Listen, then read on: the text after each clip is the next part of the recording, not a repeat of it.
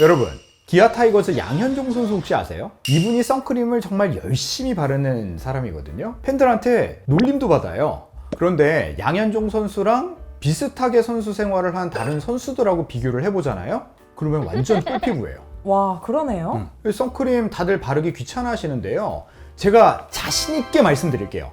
매일 햇볕 아래에서 경기하는 양현종 선수의 꿀피부 비법은 바로 선크림이에요. 여러분들도요, 선크림만 잘 발라도 피부과에서 돈 몇천 원 아낄 수 있어요. 그런데 말입니다. 이렇게 중요한 선크림 모든 사람에게 필요할까요?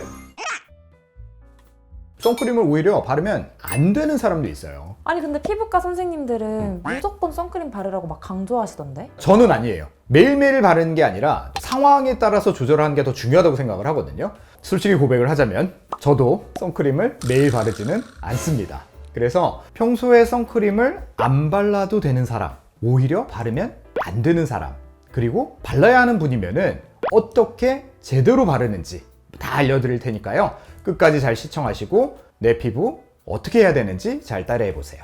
일단 선크림을 안 발라도 되는 사람을 먼저 말씀을 드릴게요. 저도 안 바른다고 했잖아요. 선크림은 자외선을 차단해주는 화장품이에요. 그러니까 자외선 노출이 거의 없으신 분은 선크림 안 발라도 됩니다. 저를 예를 들어 볼게요. 저는 출퇴근 시간이 왕복 한 20분 운전을 해서 다니거든요. 그리고 하루 중에 대부분의 시간을 병원 안에서 보내서 해를 볼 일이 거의 없어요.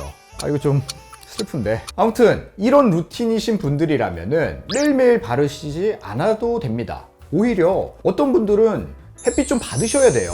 우리나라 사람들 대부분 비타민 D 결핍이라는 보고도 있거든요. 비타민 D가 부족하잖아요. 그러면 나중에 뼈도 삭고요, 근육도 약해지고요, 면역력도 떨어져요, 그리고 기운도 떨어져요. 이런 분들은 적절하게 햇빛 좀 받고 비타민 D 합성 좀 하셔야 됩니다. 선크림 안 바르고 일주일에 3번 30분 정도 햇빛을 쬐는 거를 권장을 드릴게요. 기분이 좋거든요. 실내 형광등 쬐는 건 괜찮아요? 형광등에서도 자외선이 나오기는 해요. 근데 피부에 영향을 줄 정도는 아니에요. 그리고 요즘 많이 쓰는 LED 있잖아요. 그거는 그것보다도 더 적어요. 식당 가면은 우리 자외선 컵 살균하는 거 있잖아요. 그 파란 불빛 나오는 거요. 거기서는 자외선이 많이 나오는데 그런 파란 불빛 밑에서 이런 사람들 없잖아요. 그것만 아니면은 저는 실내에서의 자외선 걱정할 필요가 전혀 없어요.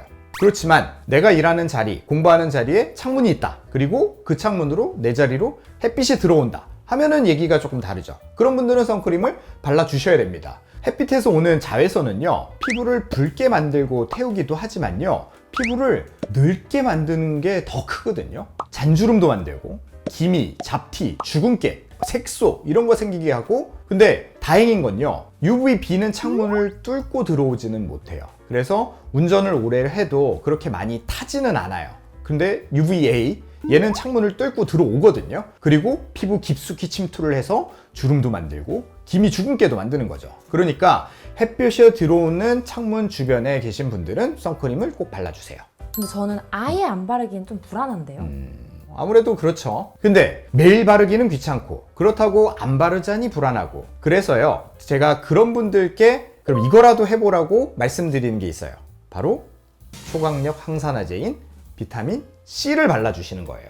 비타민 C는요, 피부에서는 없어서는 안 될 존재예요. 일단 자외선으로부터 피부를 보호해서 노화를 예방해 줄 수 있고요. 그러면 주름이 덜 생기겠죠? 그리고 멜라닌 색소 생성도 억제해 주기 때문에 기미, 잡티, 주근깨 뭐 이런 것들도 개선을 할 수 있어요. 그리고 하루 동안 손상된 피부를 빠르게 회복을 시키기도 해요. 문제는 이 비타민C가 불안정하다는 거예요. 공기나 빛, 열에 닿으면요, 금방 산화돼서 효과가 떨어지고 심하면은 피부 자극도 생길 수가 있거든요. 그래서 나온 게 이 스킨슈티컬스의 C-페룰릭이라고 하는 제품이고요. C-페룰릭은 비타민 C 15%에 비타민 E하고 페룰산이 조합된 제품이에요. 이 조합이 비타민 C의 산화를 막아서 더 오래, 더 안정적으로 효과를 내게 해주고요. 페룰산은 비타민 C와 비타민 E의 광보 효과를 2배 증가시키는 역할을 했다는 그런 연구 결과도 있어요. 단순히 항산화 효과가 강한 게 아니라 자외선으로부터 피부를 보호하는 능력까지 크게 높여준다는 의미죠. 근데 C-페룰릭이 아주 좋은 제품인데요, 단점은 좀 비싸요. 그러면은 저는 닥터 디퍼런트의 CQ 같은 대안도 있다고 말씀을 드려요. 얘는 비타민 C, 비타민 E, 페룰산에 코엔자임 Q10까지 추가된 조합이라서요. 항산화 효과는 충분하게 챙기면서 가격 부담은 좀 덜 수 있어요. 그리고 이런 조합은 다른 제품들도 많아요. 피부에 자극감만 없으시면 어떤 거를 쓰더라도 좋습니다. 자, 그러면은 선크림을 아예 바르지 않는 게 좋은 사람은 누가 있을까요? 피부염이 있으신 분들이고요. 뭘 발랐을 때 따갑고 붉어지고 가렵고 하신 이런 분들은 안 바르시는 게 좋아요. 당분간은. 물론 야외 활동을 할 때는 바르셔야 되겠지만 실내에 보통 머문다 하시는 분들은 안 발라도 됩니다. 왜냐면은 선크림은 일단은 유기자차, 그 다음에 무기자차로 나뉘어요. 유기자차 선크림은 자외선을 흡수를 해서 열 에너지로 바꾼 다음에 공기 중으로 날려보내는 방식으로 자외선을 차단을 하고요. 근데 이 유기자차 선크림의 성분 중에 일부가 피부 자극을 유발을 할 수도 있어요. 예를 들면은 옥시벤존이라든지 아보벤존이라든지 이런 성분들은 피부염이나 알러지 반응을 일으킬 가능성이 있어서 피부가 예민하신 분들에게는 권하지가 않습니다. 그런 분들에게는 유기자차보다는 무기자차 선크림을 쓰시는 걸 권유를 드리는데요. 무기자차 선크림은 피부 표면에 아주 얇은 막을 만들어서 자외선을 물리적으로 차단을 시키는 방식이에요.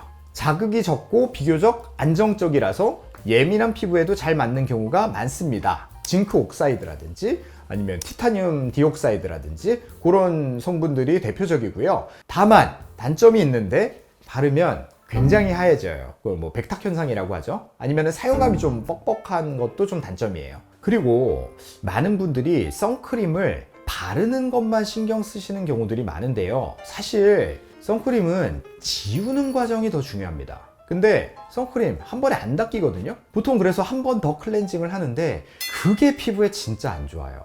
특히나 피부 장벽이 깨져 있는 경우에는 정말 좋지 않죠. 그런 분들은 이지워시 타입의 선크림도 있거든요. 그런 거 사용하시면 도움이 될 수 있습니다. 이지워시 선크림이 뭐예요? 쉽게 말하면은 클렌징을 뭐 한 종류만 써도 잘 지워지는 그런 선크림이에요. 세정력이 강한 뭐 오일이라든지 리무버 없이도 잘 지워지고요. 매일 선크림은 발라야 될 것 같은데 이중 세안이 부담스러우신 분들은 뭐 이지워시 선크림이 좋은 선택지가 될 수 있을 것 같아요. 근데 저는 제 피부가 좀 그래도 괜찮은 것 같거든요. 그럼 저 같은 사람은 선크림 제대로 바르려면 어떻게 발라야 될까요? 양현종 선수 참고를 하세요. 그 정도는 발라야지 100% 차단 효과를 본다고 얘기를 할 수 있습니다. 정석대로 바르면은 500원 동전 크기만큼 발라야 돼요. 이게 뭐 한 1.2에서 1.5g 그 정도거든요. 근데 현실적으로 이만큼 바르기가 힘들잖아요. 그래서 제가 덜 바르더라도 효과만큼은 제대로 볼 수 있게 바르는 법을 알려드릴게요. 첫 번째, 얼굴뿐만 아니라요. 귀, 목, 눈가, 헤어라인까지 꼼꼼하게 바르셔야 돼요. 귀도 피부고 목도 피부예요. 얼굴 부분은 나름 탱탱하게 관리를 하는데 목에 주름 자글자글하면 그거만큼 이상한 게 없거든요. 목, 귀 야무지게 발라주셔야 되고요. 두 번째, 한 번에 많은 양을 바르면 흡수가 잘 안 되거든요. 그래서 두 번에 나눠서 레이어링을 해줘야 돼요. 이만큼 짜서 바르는 것보다 적당량을 발라서 잘 흡수시켜주고 그 위에 한 번 더 바르면 효과가 더 좋아요. 세 번째, 자외선 차단 성분이 피부에 제대로 자리 잡을 수 있도록 외출 한 15분에서 한 30분쯤 전에 미리 발라주시면 좋고요. 2시간, 3시간마다 덧바르시면 좋습니다. 근데 혹시 나는 이미 늦었다, 얼굴에 기미도 많고 주름도 많다, 선크림으로 커버 칠 수 있는 그런 단계가 지났다 하시는 분들도 있죠. 그런 분들은 더 늦기 전에 시술의 도움을 받으시면 좋은데요. 지금 뜨는 이 영상을 클릭을 하시면은 자외선으로 인한 노화에 효과가 좋은 고주파 시술 4가지를 아실 수 있습니다. 지금까지 피부가 예뻐지는 10분 피부텐텐의 피부과 전문의 이도영이었습니다. 감사합니다.